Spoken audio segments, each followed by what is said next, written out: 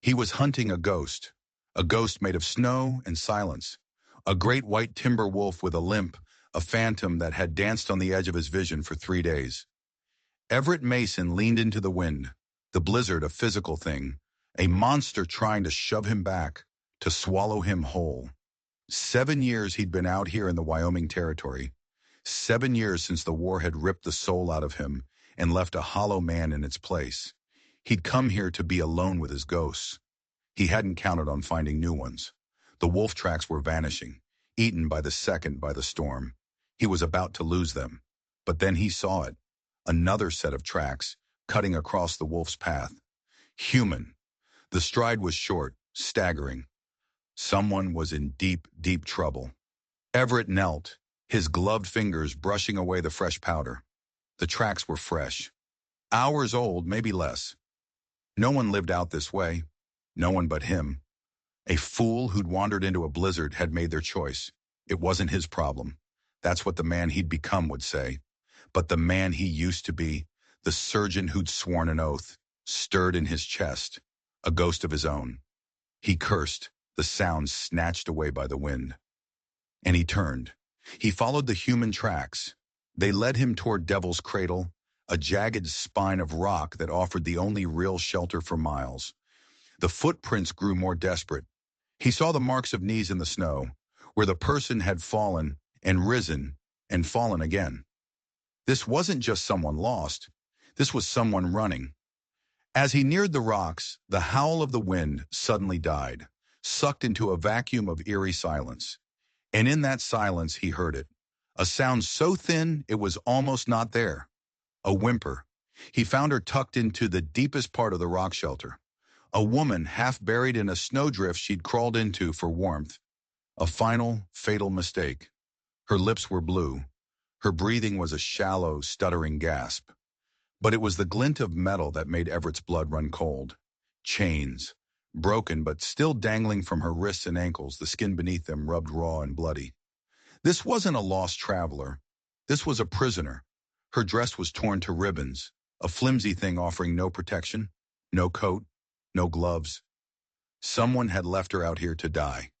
Everett's hands, trained to heal, went to work. Hypothermia, severe.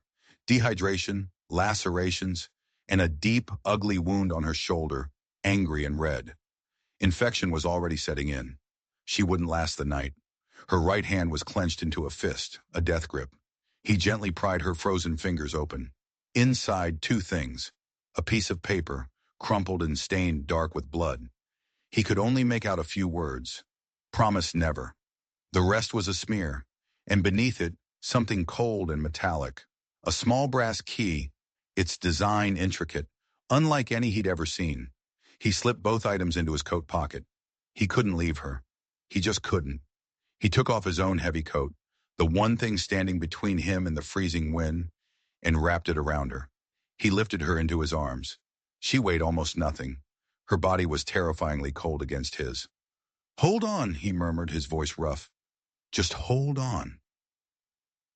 The storm roared back to life as he stepped out of the shelter. His cabin was 3 miles away. 3 miles of blinding snow and dropping temperatures. He bent his head, the woman's faint breaths a fragile flutter against his neck. And for the first time in 7 years, Everett Mason prayed. The cabin was a dark shape against the churning gray sky, a fortress of solitude. He shouldered the door open and carried her inside. The warmth of the hearth a shocking contrast to the frozen hell outside. He laid her on his narrow bed, his movements swift and sure, the old muscle memory kicking in. The battlefield surgeon was awake. He built up the fire, his mind racing. Her skin was like ice. The bruises on her arms were a sickening map of cruelty. The chains told a story he didn't want to read. He grabbed his medical kit, the same one he'd carried through Antietam and Cold Harbor. Instruments that hadn't been used in years felt familiar in his hands. He cleaned the wounds, checked for broken bones. The shoulder was bad. The wound was deep, twisted. Someone had turned the knife. He uncorked a bottle of whiskey. This was going to hurt. As the alcohol hit the raw flesh, her eyes flew open. A scream tore from her throat, a sound of pure agony. She thrashed, her strength shocking. "Easy now," Everett said, holding her down. I'm trying to help you. Her eyes, wild and blue, locked on his. They were filled with a terror so profound it stole his breath. Rebecca! She gasped, her voice a raw croak. Where is she? Where's Rebecca? There's no one else here, he said, trying to keep his voice steady. You're safe. His words meant nothing. She fought him, a wild animal in a trap. Don't take her, she pleaded, her voice breaking. Please, they'll hurt her. Don't take Rebecca. The fever was talking, a raging inferno burning through what little strength she had left. He held her firmly, continuing to clean the wound as she finally slipped back into the dark. He worked through the long, howling night. He forced water between her lips, changed the compresses, monitored her weak pulse. The infection was a poison, spreading fast. At some point he started talking, not to her, but to the ghosts that filled the small cabin. Not this one, he murmured, wiping her brow. I won't lose this one. The faces of the dead paraded before his eyes. Young men from Georgia, boys from Ohio, all of them looking at him with the same pleading question. Why couldn't you save me? He had run 1,000 miles to escape those faces, but they were here, in the flickering firelight, watching him. The woman's fevered cries filled the room, always for Rebecca, begging unseen tormentors to leave her be. Her right hand would clench and unclench, searching for the key he'd taken. Near dawn, during a brief moment of quiet, her eyes opened again. They were clearer this time, a flicker of recognition. You're still here, she whispered. I'm still here, he said. A look of terrible certainty crossed her face. They always come back, she warned, before the fever dragged her under again. The words chilled him more than the winter air. When the sun finally rose, the storm had broken. The world outside was silent, buried under a pristine blanket of white. Everett stood, his body aching with fatigue, and moved to the window. The snow was perfect, untouched, except it wasn't. His body went rigid. Tracks, fresh ones. 2 men on horseback had circled his cabin, their path a perfect, menacing loop in the new snow. They had come close, then ridden away, back to the west. Her words echoed in his head. They always come back. They had found her trail, and now they had found him. For 3 days the woman hung between life and death. Everett became a guardian, a warden against the fever that tried to claim her. He spooned broth between her lips, changed her bandages, and slept in the chair by her bed, his rifle resting across his knees. The angry red lines of infection on her shoulder began to fade. He knew the signs. She would keep the arm. But survival was a different battle. On the 4th morning, he was carving a piece of wood by the fire when he felt her eyes on him. He looked up.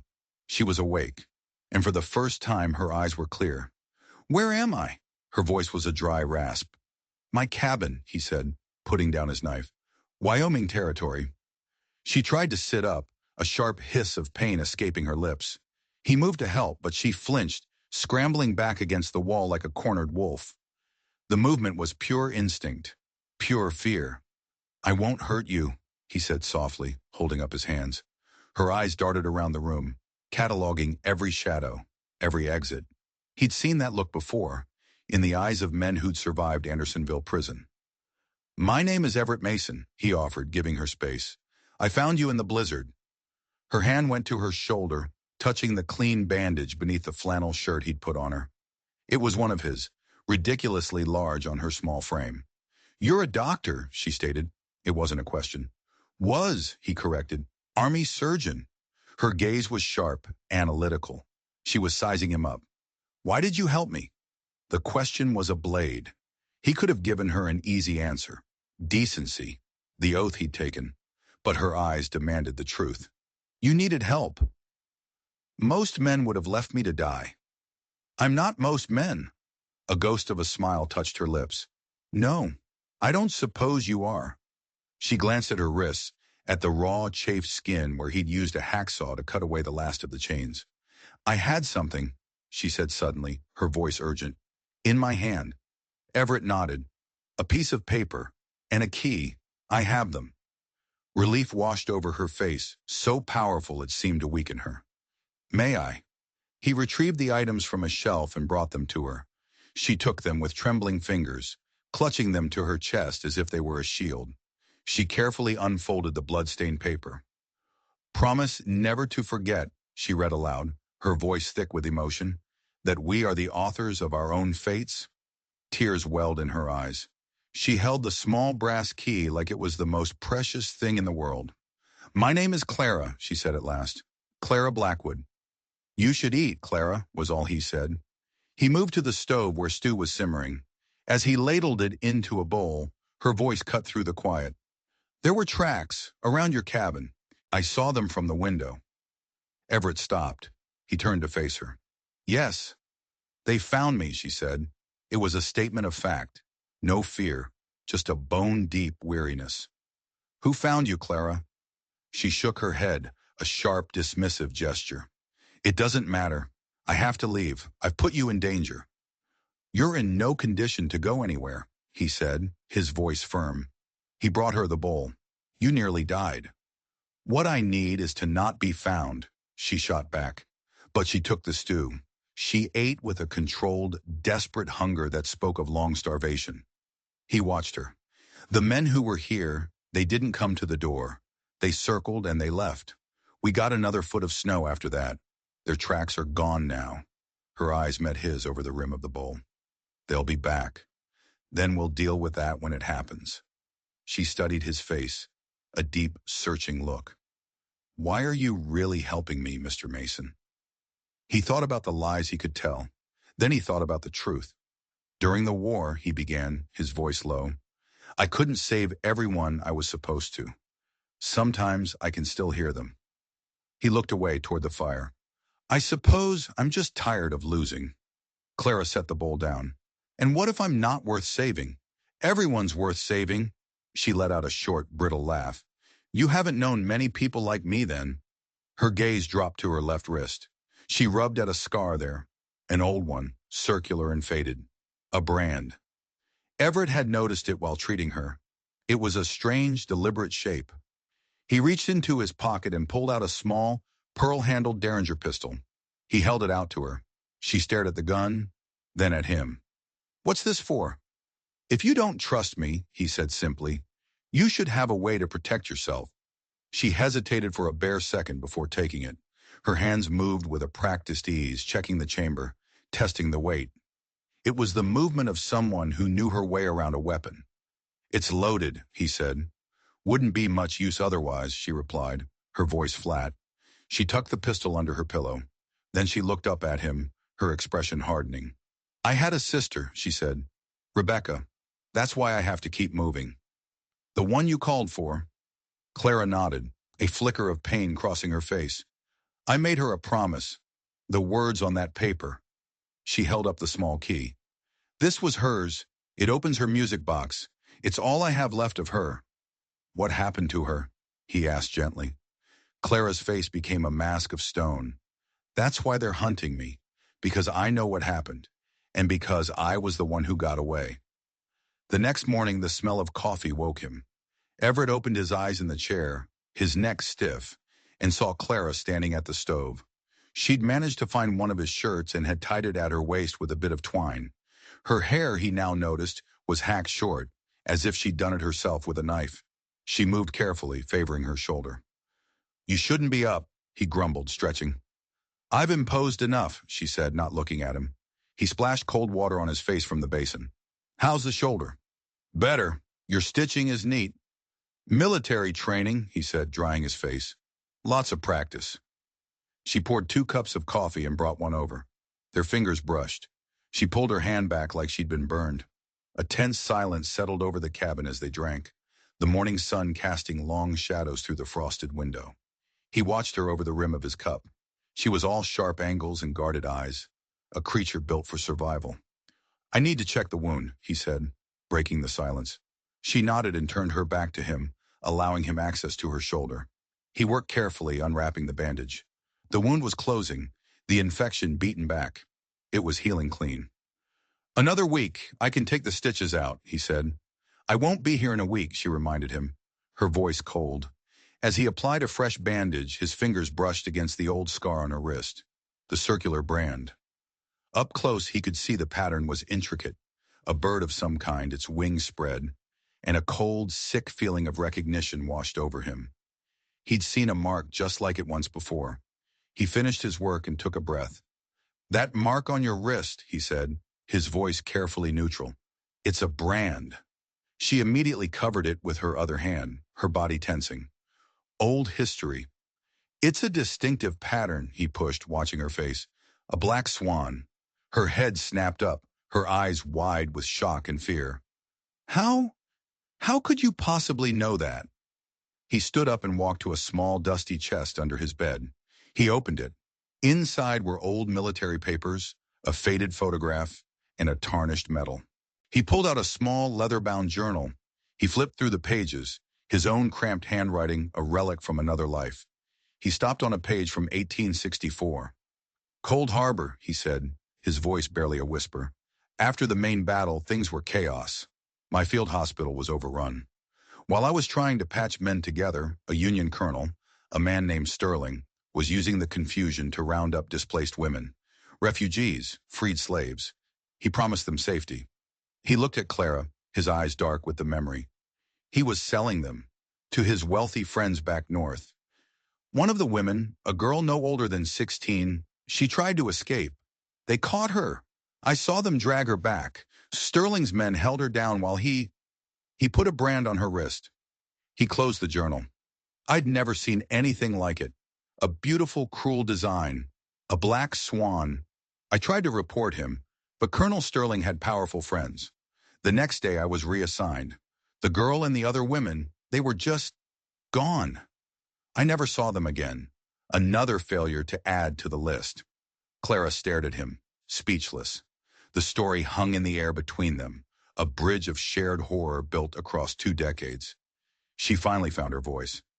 They call themselves the Black Swan Society.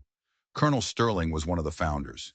After the war, he and men like him, powerful men, they perfected their system. They believe some women are born to be their property. The clinical detachment in her voice was chilling. My sister Rebecca and I, we were orphans in St. Louis. A federal judge, Solomon Crawford, he took an interest in us. He was charming. He promised us a better life. Her laugh was a broken thing. He drugged our wine. We woke up with these marks on our wrists. The pieces clicked into place. The chains, the fear, the desperate flight. For 3 years I played their game, she continued, her voice gaining a hard, sharp edge. I did what they wanted. I smiled at their parties. I learned their secrets, all to protect Rebecca. They were keeping her separate, saving her, they said. But I knew what they were planning. Her eyes blazed with a cold fire. So I made my own plans. I stole something, something they want back very, very badly. What did you steal? Everett asked. A ledger, she said. His ledger, with every name, every transaction, every dirty secret of the Black Swan Society. The night I was supposed to get Rebecca out, Crawford found out. He had me beaten, chained. He was shipping me to a client in Montana. But the coach was attacked. Rival business. In the chaos, I got free. She looked down at her hands. I ran. I had the ledger with me in an oilskin pouch. But in the storm, when they were chasing me near that town, Liberty, I fell. I lost it. It's out there, somewhere in the snow, between here and Devil's Cradle. So that was it. They weren't just hunting a runaway. They were hunting for their own death warrant. A sudden, sharp knock on the cabin door made them both freeze. It was too soon. The tracks were covered. It couldn't be them. Everett grabbed his rifle, motioning for Clara to stay back, to get the Derringer. He moved to the door, his heart pounding a slow, heavy rhythm against his ribs. Who is it? He called out. Just old Jed, Everett, a cheerful voice answered. Saw your smoke. Thought I'd see if you survived that blizzard. Jedediah, an old trapper who lived about 10 miles south. He was harmless mostly, a gossip who sometimes traded pelts for supplies. Everett slowly unbarred the door. Jed stood there, a wiry man with a beard full of ice, grinning. Figured you might be getting low on jerky, he said, holding up a leather pouch. "Come on in, Jed," Everett said, forcing a calm he did not feel. "Get warm."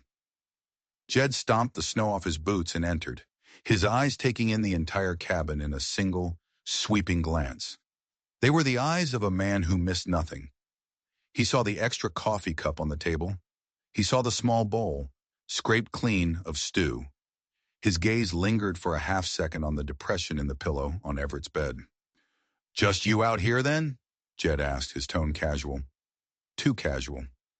"Just me and the ghosts," Everett replied, matching his tone. Jed chuckled. "Ain't that the truth?"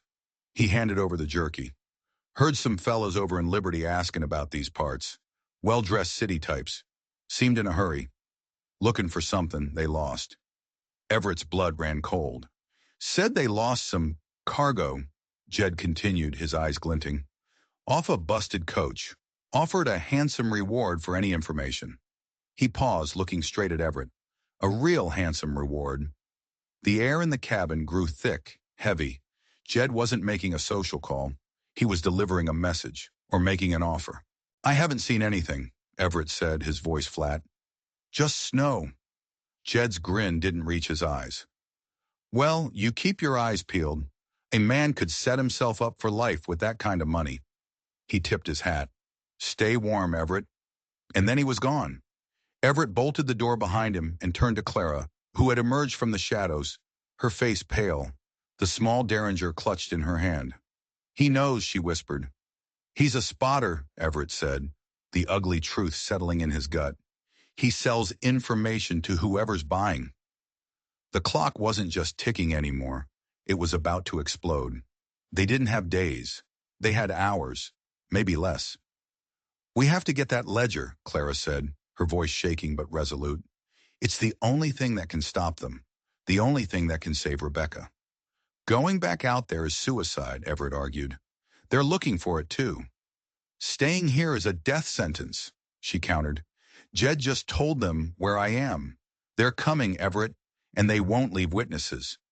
She was right. The cabin, his fortress of solitude, had just become a trap. His 7 years of peace were over. The war had found him again. "All right," he said, his mind shifting into a place it hadn't been since the war. A place of tactics and survival and violence. "We'll go at first light. We'll need supplies. And we'll need a plan."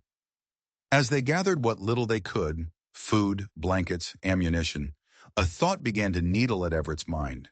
The key. The intricate brass key Clara clutched so tightly. "Clara," he said, stopping his work, "that key, you said it was for your sister's music box."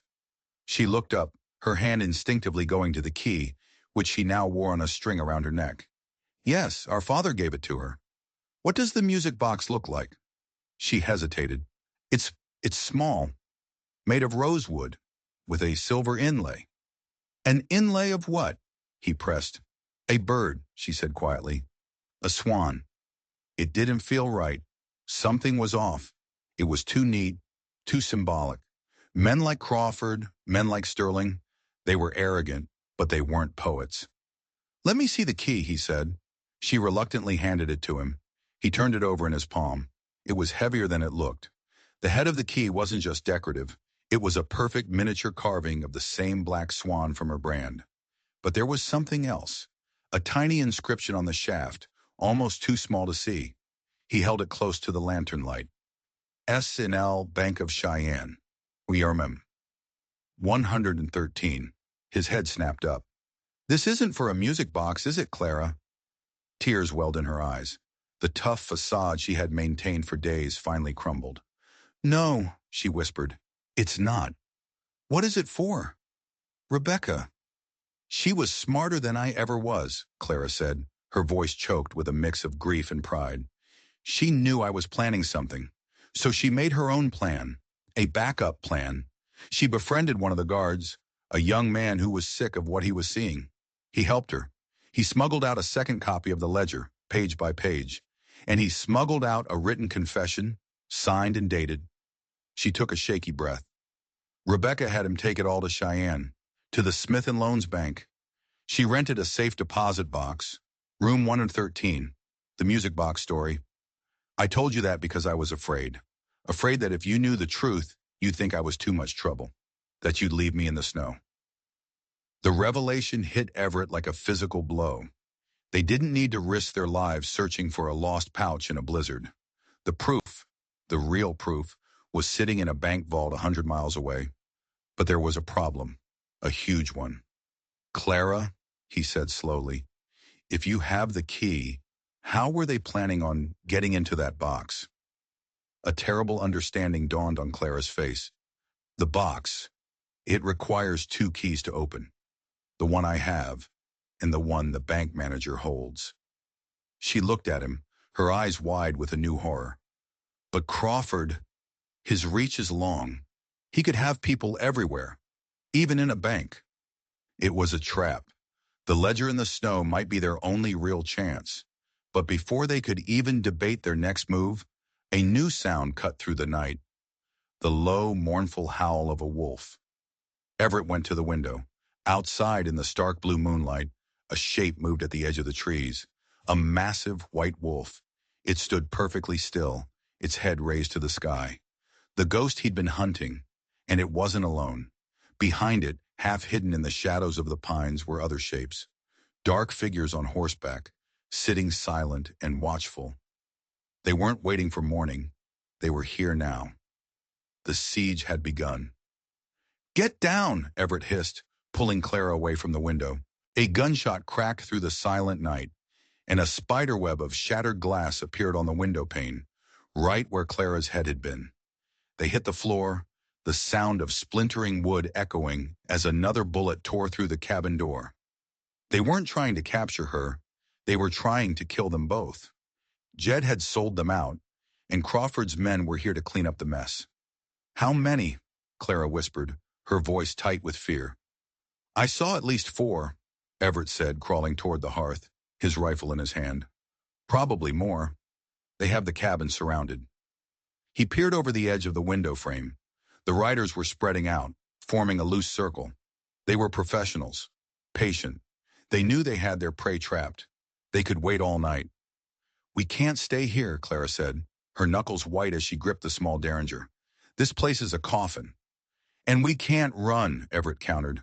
"They'd cut us down in the open before we went 10 feet. He scanned the room, his surgeon's mind, the one that saw systems and weaknesses, kicking into overdrive. He wasn't in an operating theater anymore. He was back at Cold Harbor, with the enemy at the gates. "The floorboard," he said suddenly, "under the bed." Years ago, he dug a small root cellar, a place to store supplies through the harsh winters. It was shallow, barely 4 feet deep, but it was something, a way out. The exit was a small covered hatch on the far side of the cabin, hidden beneath a pile of firewood. "It'll be a tight squeeze," he said, "but it gets us outside, behind them."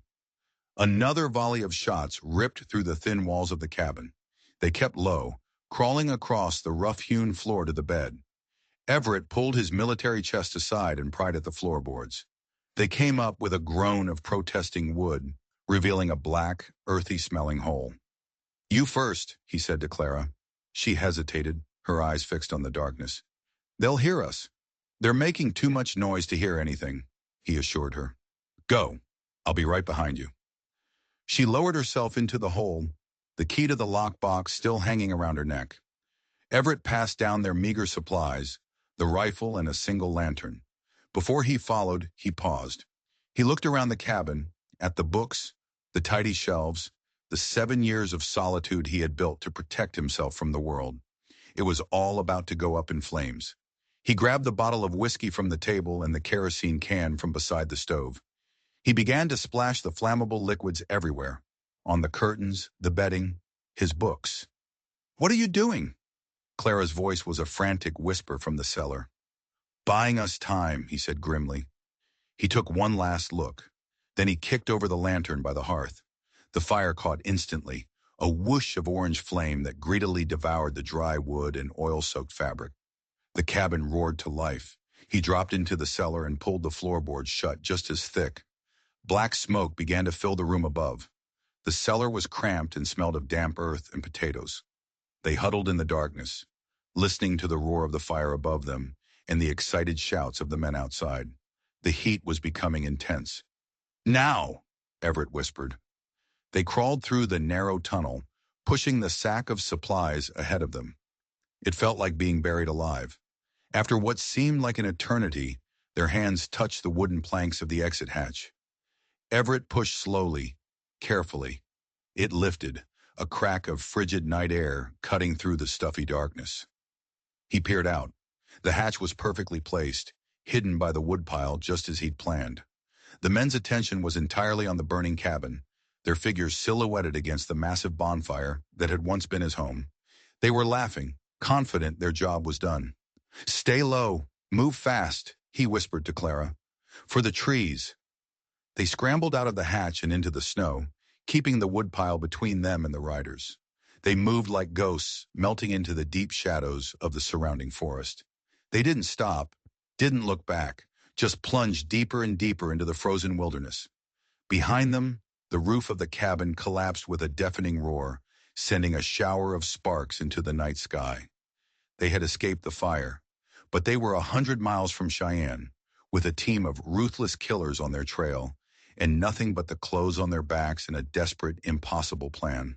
The forest was a maze of black trunks and deep blue shadows. Every snap of a twig, every rustle of the wind sounded like approaching hoofbeats. They moved for hours, fueled by adrenaline and the biting cold. Everett, with his years of navigating this wilderness, took the lead, pushing them north, away from the direction Jed and the riders would expect. Clara was struggling. The ordeal had taken its toll, and her shoulder was a throbbing knot of pain. But she never complained. She just gritted her teeth and pushed on, her determination a fierce, burning thing. As the first hint of dawn began to gray the eastern sky, they stumbled into a small hidden ravine. They were exhausted, frozen, and exposed.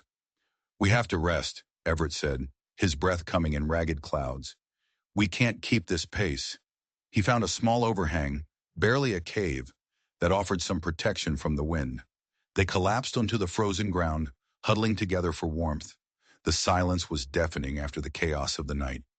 "They burned it all," Everett said, staring into the distance. "Everything." "I'm sorry, Everett," Clara whispered. "I brought this to you." He turned to look at her. In the pale dawn light, her face was smudged with soot, her eyes huge and haunted. But there was no fear in them, only resolve. "It was just a place," he said. "Just wood and nails.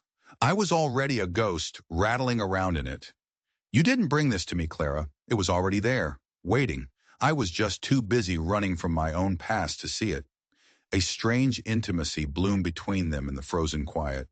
Two survivors, stripped of everything, with only each other to rely on. "That key," he said, looking at the brass swan around her neck. "It's everything now. It's not just about Rebecca anymore. It's about burning their whole rotten world to the ground." She nodded, clutching the key. For all the Rebeccas. But as the sun climbed higher, a new and more immediate problem emerged: their tracks. In the fresh snow, they had left a perfect trail leading directly to their hiding spot. Crawford's men were hunters. They would find it. "They'll separate," Everett reasoned, his mind working the problem. "They'll sweep the woods in a grid pattern. We need to split their focus, create a diversion." It was a long shot, a desperate gamble. "I'm going to double back," he said. "Lay a false trail heading east. Draw them off. I want you to continue heading north. Follow this ravine. It will eventually lead to the old trapper's trail. Follow it to Liberty. Find the sheriff." "No," she said immediately. "I'm not leaving you." "You have to," he insisted. "You're the one with the key. You're the one they can't catch. The sheriff in Liberty, a man named Brody, he's a decent man. He might help. And what about you?"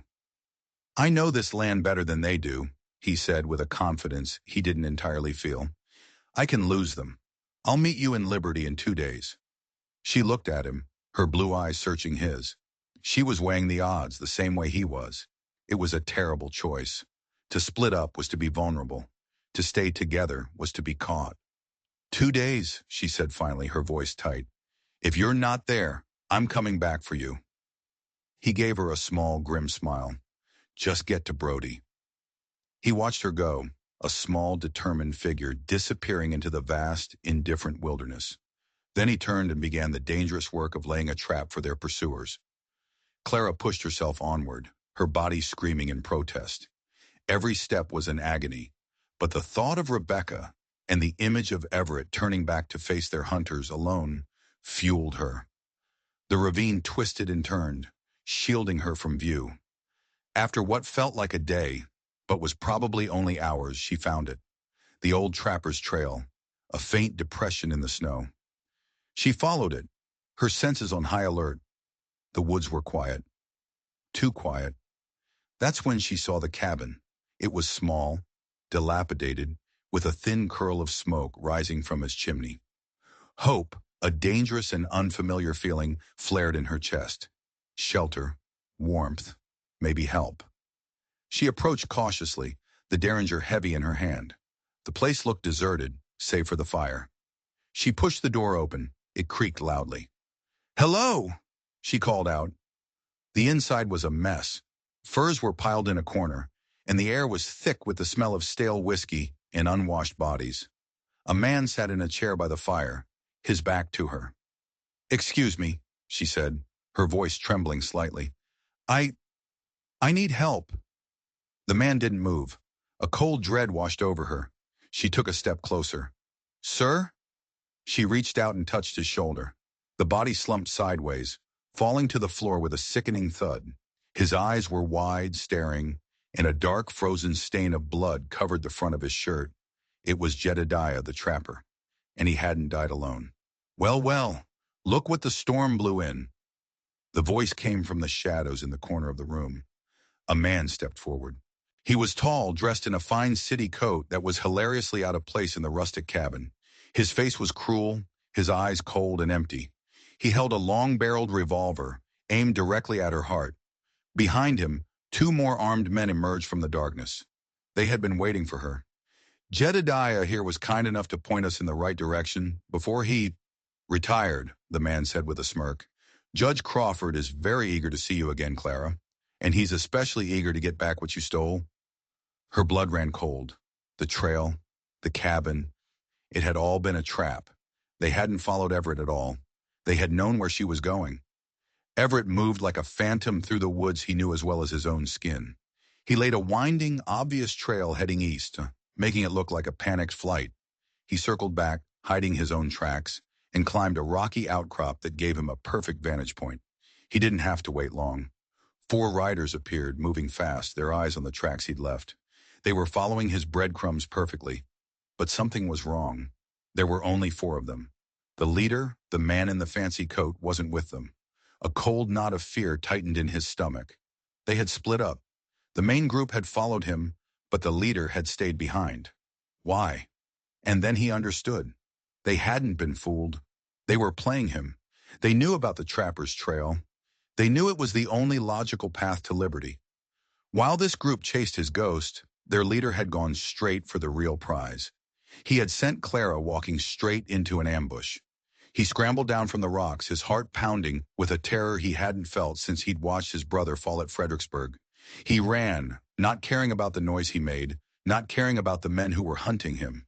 He pushed his body to its limit, the frozen air burning his lungs. Only one thought in his mind. "I can't lose this one, too." He burst from the tree line just in time to see the dilapidated cabin a half-mile away. And he saw them. The man in the fine coat, Silas, dragging a struggling Clara out the front door. Her hands were bound. They were forcing her toward a horse. Everett raised his rifle, his hands shaking with rage and exhaustion. It was too far, an impossible shot. But he had to do something. He had to slow them down. He took a deep breath, the way he used to before a difficult surgery. He steadied his hands, aimed high, and squeezed the trigger. The shot cracked through the silent air. It didn't hit anyone. He didn't want it to. He wanted their attention. The bullet slammed into the log wall of the cabin, just inches from Silas's head. The men froze, instantly dropping and pulling Clara down with them, searching for the shooter. He had their attention, but he had also given away his position. The 4 riders he'd led on a chase would have heard the shot. They would be doubling back. He was now caught between 2 groups of killers. But in that moment of chaos, something incredible happened. From the deep woods to the north, a shape emerged, a blur of white against the snow. The great white wolf. It moved with a silent, terrifying speed, not toward Everett, but toward the men at the cabin. It hit the group like a furry cannonball, a whirlwind of teeth and claws. The men, shocked and terrified, turned their weapons on the animal. The wolf was a magnificent, savage force of nature, but it was no match for bullets. It bought them precious seconds, but it went down, its pure white fur stained crimson on the snow. Its sacrifice was not in vain. In the confusion, Clara acted. With her hands tied, she threw her entire body weight against Silas, sending him stumbling. And then she ran, not toward Everett, but back into the forest, away from the trail, deeper into the unforgiving wilderness. Everett didn't hesitate. He broke cover and ran, not after Clara, but directly at the remaining men, firing his rifle as he went, a wild, desperate charge. He was no soldier, but he'd seen enough war to know that sometimes the only move left is the one nobody expects. He had to draw them away from her. He had to give her a chance, even if it was the last thing he ever did. He was a whirlwind of motion, a surgeon's precision applied to violence. He fired, reloaded, and fired again, using the trees as cover. One of the men went down, clutching his leg. Another's horse, spooked by the wolf and the gunfire, bucked him off and bolted. It was now just him against Silas and one other man, but the other 4 riders were closing in. He could hear their horses crashing through the underbrush. He was out of time. He ducked behind a thick pine tree as a bullet whizzed past his ear. He had to make a choice. Keep fighting a losing battle, or trust that Clara could survive on her own. He had to get to Liberty. He had to get to Sheriff Brody. It was their only hope. He broke from the tree line and sprinted across an open clearing, making himself the biggest target possible. "This way, you bastards!" he roared. As he ran, he glanced back. He saw Silas, his face a mask of fury, raise his revolver. But he wasn't aiming at Everett. He was aiming past him, into the woods where Clara had disappeared. Silas wasn't trying to kill her, not anymore. He was trying to cripple her. The shot rang out. Everett didn't hear a scream, but he saw the flicker of movement in the trees falter. She was hit. Rage, cold and pure, washed over Everett. He stopped running. He turned, raised his rifle in one smooth motion, and fired. It was a long shot, a desperate shot, but this time his aim was true. Silas cried out and staggered back, his arm hanging limp and useless at his side, his revolver falling into the snow. The momentary victory was short-lived. The other riders burst from the trees, their guns blazing. Everett was caught in the open. A searing pain erupted in his side, and the world tilted sideways. He fell to his knees, the snow around him turning a dark, brilliant red. He had failed. Again. As darkness crept in at the edges of his vision, the last thing he saw was the riders converging on his position, their faces grim and determined. He had bought Clara some time. He hoped it was enough. Clara ran, ignoring the fire in her leg where the bullet had grazed her.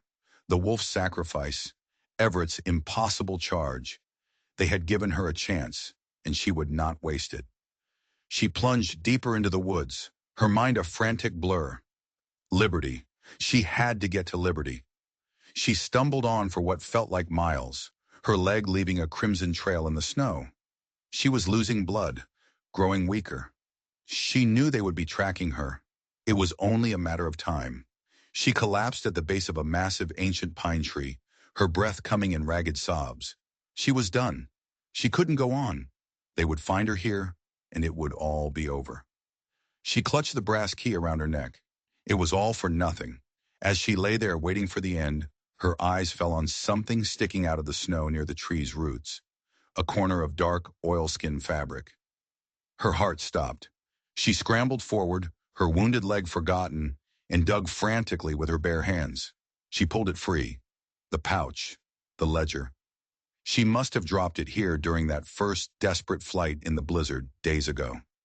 She had found it, or it had found her. A renewed sense of purpose surged through her. This couldn't be the end. She wouldn't let it be.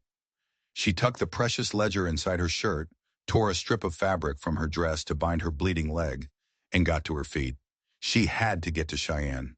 But first, she had to do something for the man who had saved her life. She turned, not toward liberty, but back in the direction of the gunshots. She moved slowly, carefully, a ghost in the trees. She found the place where Everett had fallen. The snow was a bloodbath. They had taken him. Drag marks led away toward the south. They were taking him to Crawford. She followed the trail at a distance, her heart a cold, hard knot in her chest. They were moving fast. She couldn't keep up, not in her condition, but she could see where they were going. They were heading for the railroad line, the one that cut through the territory on its way to Cheyenne. A desperate, insane idea began to form in her mind, a plan born of grief and rage. They wanted a reckoning. She would give them one. She changed course, using the last of her strength to push toward liberty. She didn't go to the sheriff. She couldn't trust anyone. Instead, she found the telegraph office. She walked in, pale and bleeding, and slammed the oilskin pouch down on the counter.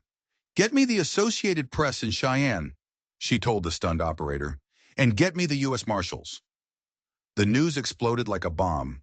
A federal judge, a war hero colonel, dozens of the nation's most powerful men, all exposed as members of a secret society that bought and sold women like cattle. The Black Swan Society was headline news from New York to San Francisco. Warrants were issued. The scandal rocked the nation. But Clara wasn't finished.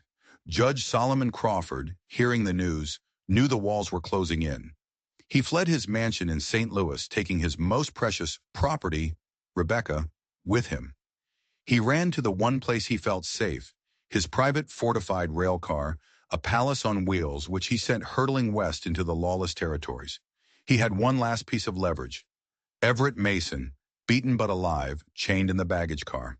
A hostage. Crawford sent a telegram to the marshals. He would trade the prisoner for safe passage to Mexico. He underestimated Clara. Using the information from the ledger, she knew his route. She knew his destination. She telegraphed ahead to a small, dusty town in eastern Colorado, a town where the ledger revealed another of Crawford's powerful associates resided, the railroad baron who owned the entire line. She arrived on a train packed with U.S. Marshals just hours before Crawford's private car was scheduled to pass through. The train came to a screeching halt at the small, barricaded station. Crawford, seeing the army of lawmen, knew the game was up. He appeared on the rear platform of his car, a gun pressed to Rebecca's head. Rebecca, pale but defiant, stared out at the crowd, her eyes searching.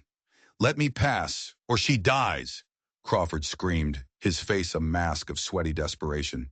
"It's over, Crawford," a marshal yelled back through a bullhorn. From the crowd of lawmen, a figure emerged. Clara. She stepped forward, her leg bandaged, her face set like stone. "Let her go, Solomon," she said, her voice carrying across the silent standoff. Crawford's eyes widened in disbelief. "You," he spat. "You did this." "No," Clara said. "You did." At that moment, from the baggage car came the sound of splintering wood and a roar of rage. Everett, using the last of his strength, had broken his chains. He burst from the car, a wild man, and launched himself at Crawford. The judge, startled, turned his gun on Everett. But Rebecca acted. She slammed her elbow back into Crawford's ribs, and his shot went wide. In that split second, the marshals opened fire. Judge Solomon Crawford, the architect of so much pain and misery, fell to the platform, his reign of terror over at last. Clara ran, pushing past the lawmen. She and Rebecca embraced, weeping, two sisters reunited against all odds. Everett stood back, his side aching, watching them. His war was finally over. He had run from his ghosts for 7 years, only to find that the only way to beat them was to turn and fight. He hadn't saved everyone. He hadn't saved the wolf, but he had saved this one. And in doing so, he had finally saved himself. Clara turned, her eyes finding his across the crowded platform. She walked to him, took his hand, and held it tight. She didn't need to say anything. In the quiet space between them, a new life was beginning. A life not of running, but of building. A life not of solitude, but of survival together. They had faced the worst of the wilderness, the worst of men, and they had won. The story of the Black Swan Society served as a grim warning, a dark chapter in the nation's history. But the story of Clara Blackwood and Everett Mason became something else entirely. It became a legend whispered in the heart of the unforgiving West, a story of justice, redemption, and the unbreakable promise that even in the deepest, darkest winter, hope can survive. If you enjoyed this story and believe that the fight for justice is always worth it, don't forget to subscribe. There are always more stories waiting in the shadows.